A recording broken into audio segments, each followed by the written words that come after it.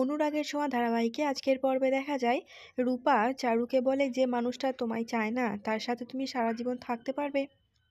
পাশ থেকে সোনা চারুকে বলে, আমাদের মা বাবাকে আলাদা করা কারোর সাধ্য নেই, এটা আমি এতদিনে বুঝে গেছি। তখনই সাক্ষ্যদীপ বাবু চারুকে বলে, আপনি চাইলে আমাদের সঙ্গে থাকতেই পারেন। চারু বলে, উনি এত কেন কথা বলছেন? এরপর সাক্ষ্যদীপ বাবু রূপাকে বলে, এবারে কি হবে? রূপা বলে, সব কিছু ঠিকঠাকই হবে।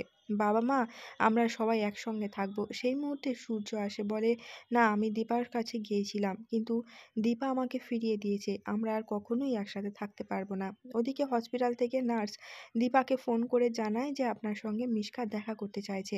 দীপা বলে, আমি এক্ষুনি আসছি। এই বলে সে ফোনটা কেটে দেয়।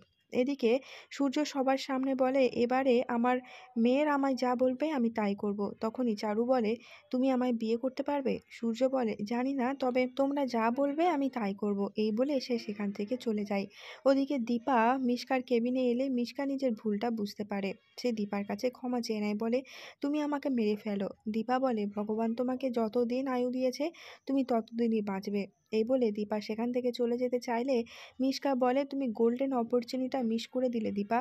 দীপা মিশকাকে গিয়ে বলে, তোমার প্রতি আমার আর কোনো রাগ নেই, কোনো ক্ষোভ নেই, তুমি শান্তি পাও। এই বলে দীপা সেখান থেকে বাড়ি ফিরে আসলে রূপা দীপাকে বলে, বাবা চারুকে বিয়ে করবে, তুমি কিছু বলবে না? দীপা বলে, আমি কি বলবো, আমার কিছু বলার নেই, আমি ডিভোর্স পেপারে সই করে দেব।